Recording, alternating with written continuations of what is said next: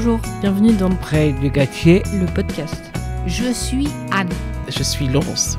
je suis Ludovic. Je suis Cécile. Je suis Caroline. Je suis Irène. Je suis Antoine. Aujourd'hui, nous vous proposons Aller à la rencontre d'accompagner Ami à Ami. Son spectacle, La Reverdie Bambini, Était proposé dans le cadre de Vétéval prêteur, prof, programmé à la salle. Illico Guireparts. Vous avez interrogé Pauline et Steven.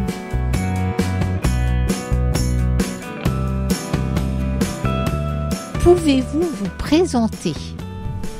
Bonjour, alors moi je m'appelle Pauline, je suis danseuse-interprète et chorégraphe de la compagnie Ami Ami. Avec Steven, donc je m'appelle Steven et je suis aussi danseur et chorégraphe et on a monté la compagnie et on habite Nantes. Depuis combien de temps faites-vous de la danse? Moi j'ai commencé à l'âge de 4 ans, donc quand j'étais toute petite et c'était surtout de l'éveil. Et puis de l'éveil corporel, ça s'appelle. Et puis ensuite, je suis rentrée au Conservatoire de La Rochelle, quand j'étais en primaire, au collège et au lycée. Et j'ai fait mes études au Conservatoire national supérieur de musique et de danse de Paris. Donc ça fait très longtemps, parce que j'ai 34 ans, donc ça fait 30 ans que je danse. Moi j'ai commencé un petit peu plus tard, j'ai commencé à 11 ans, donc ça fait plus de 20 ans aussi que je danse. J'ai commencé dans l'association de danse de ma commune, puis le conservatoire de Nantes, et j'ai fait le conservatoire supérieur de Paris aussi comme Pauline. C'est ici qu'on s'est rencontrés. Quelle a été votre motivation pour faire ce beau spectacle? C'est gentil. Alors notre motivation première, c'était en fait de vraiment pouvoir montrer comment est-ce que on se touche et on se construit à travers les relations les uns les autres, mais aussi avec le vivant en règle générale. Donc avec Steven, on voulait être à la fois des humains, mais aussi des animaux, des végétaux, et montrer par la couleur que quand on rentre en contact, en fait, on transforme l'autre et l'autre nous transforme aussi. Et juste avec la couleur, ça nous permettait de rendre visible la trace qu'on laisse sur l'autre et comment est-ce que du coup, en étant jaune ou bleu à la base, on se transforme en formant du vert, en terminant en vert. Combien de représentations sont prévues de ce spectacle? Alors, la saison dernière, on en a fait une quinzaine. Cette saison, c'est notre 8e et on en a encore une petite vingtaine. Que signifie la reverdie? Alors la reverdie, c'est un mot qui existe, que ça veut à l'époque du Moyen Âge, c'était un courant poétique, donc des poèmes et des chansons qui parlaient de l'arrivée du printemps, du fait que la nature se pare à nouveau de vert, la reprise de l'activité humaine et animale et le fait de sortir de l'hiver, de verdir à nouveau. Avez-vous voulu faire un lien avec l'Ukraine? Alors, on nous a pas mal posé la question quand la pièce a été créée. Mais pour tout vous dire, en fait, nous, cette idée-là, on l'a eue bien avant que la guerre se déclare en Ukraine. Bien malheureusement que la guerre se déclare en Ukraine. Nous, la reverdie, on a eu l'idée peut-être au moins 1 an à l'avance.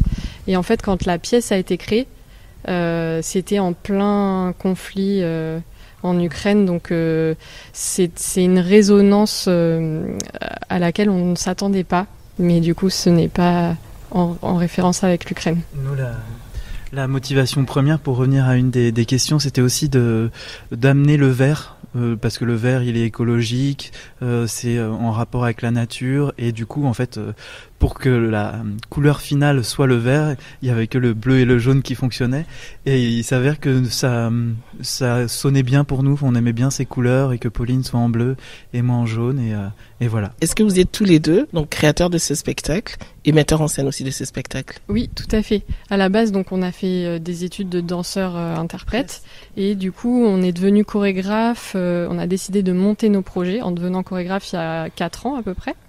Et du coup, cette pièce-là, on l'a chorégraphiée, on a tout décidé. Enfin, après, on a des collaborateurs et des collaboratrices pour le son, la lumière, etc. Mais c'est nous qui avons écrit la trajectoire, l'idée principal de la pièce, c'est aussi la danse, l'esthétique. Et du coup, est-ce que quand vous avez quitté parce que vous êtes issu d'une formation très classique en fait, c'est en quittant cette formation-là que vous avez monté une compagnie du coup? À la suite de notre formation au Conservatoire de Paris, donc nous on était dans un cycle de danse contemporaine. On avait un peu de classique aussi, mais c'était à majorité danse contemporaine. Ça nous a formés pour être interprètes, et donc on a été interprètes et on l'est toujours. Donc ça fait plus de 10 ans qu'on danse pour d'autres. Mais donc là, la motivation, c'était aussi d'avoir envie de défendre un projet, de partager une idée, une poésie. Et donc voilà, c'est venu au fur et à mesure. Donc c'est venu sur le tard, la chorégraphie. On a quasiment été interprète pendant 10 ans et là ensuite chorégraphe et interprète. Quelles ont été les difficultés, parce que c'est un spectacle pour les enfants? Est-ce qu'il a fallu adapter votre spectacle pour les enfants? Oui, tout à fait. En fait, la Reverdie, elle existe dans une première forme tout public, qui est née juste après le confinement. Et comme à ce moment-là, vous savez, on était bloqués chez nous, tous les théâtres ont été fermés, etc. Donc avec Steven, on avait vraiment envie d'imaginer une pièce qui pouvait être très portable et s'adapter à n'importe quel endroit. Donc on emmenait notre petit tas de couverture de survie qu'on a pu poser à plein d'endroits pour être au contact des gens le plus possible. Et un jour, une amie nous a dit « Mais est-ce que vous connaissez Petit Bleu, Petit Jaune ?» Donc le livre jeunesse de Léo Lionni. Et en fait, avec Steven, on ne le connaissait pas.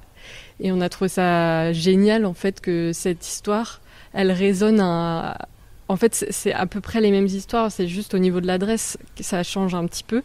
Et du coup, on a réadapté toute la bande-son, donc en interviewant Adèle et Sacha, qui lisent l'histoire et qui en discutent aussi. Et on a aussi changé la musique de fin, réadapté un peu les timings. On a étoffé la scénographie et avec Léa Maris créé aussi une création lumière en rajoutant encore d'autres couleurs que celles qu'on a sur les corps pour aussi éveiller le regard, etc.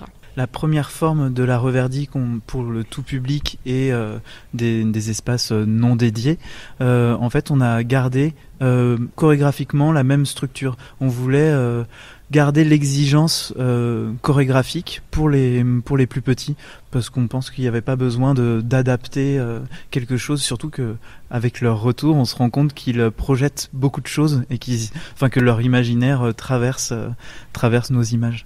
Combien ensemble, tous les deux, rencontrés tous les deux, c'est comment? Donc on s'est rencontrés au Conservatoire de Paris.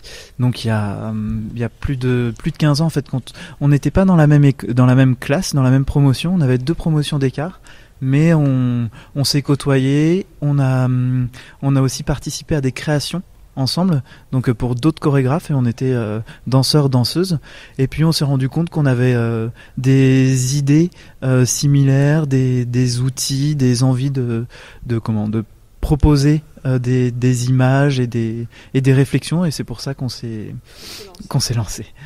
Et avec les bras et tout ça, c'est bien. Ça t'a plu? Merci. Vas-y. Et le prochain spectacle, ce sera où? Alors, la Reverdie Bambini, on la joue encore 5 fois ici. Et ensuite, on ira jouer à Paris, à Toulouse et à Barcelone. Voilà, pour cette saison. Et sinon, juste pour rebondir sur ce que tu disais avec les bras, oui. C'est chouette que tu aies vu ça aussi, dans le sens où on s'est enraciné à un endroit sur la scène, vous avez vu, parce qu'on avait, c'est ce que je disais au tout début, parce qu'on avait aussi envie d'être comme des arbres ou des rochers, enfin comme du minéral qui bouge pas. Donc ça, c'était plus pour le bas du corps. Et du coup, le haut du corps, ça pouvait être justement tout un travail, le travail de l'ondulatoire, des plantes qui poussent ou des animaux on pensait aussi aux oiseaux, tout ça. Et du coup, voilà, c'est pour ça que tout le travail du haut du corps est assez développé. Des peintures qui cassent tout le corps et tout ça. Et en plus, la peinture, oui. Ah, d'accord. Comment vous enlevez la peinture de votre... Alors, c'est une sacrée paire de manches. En fait, tu vois, c'est une peinture vraiment très très grasse pour qu'on puisse se mélanger. parce qu'on avait fait différents tests, mais en fait dès que la peinture elle sèche, on peut plus la mélanger. Donc et moi j'ai appris ça avec cette pièce, pour enlever une matière grasse, il faut mettre du gras. Donc on a un démaquillant très gras qu'on applique sur notre corps, où on se racle. D'abord, tu vois, en fait, on met le démaquillant gras, on se racle la peinture, puis après il faut prendre une bonne douche. 2-3 bonnes douches. J'avais une autre question. Vu que votre spectacle a déjà subi une première évolution en passant du tout public à l'enfant, est-ce que vous prévoyez une troisième évolution ?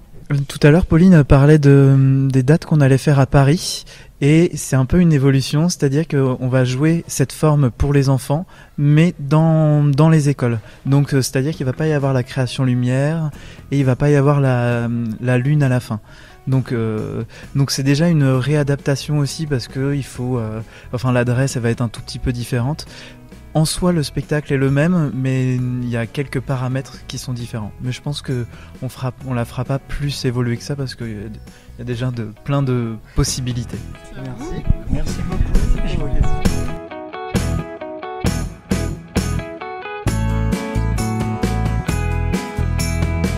Merci pour votre écoute.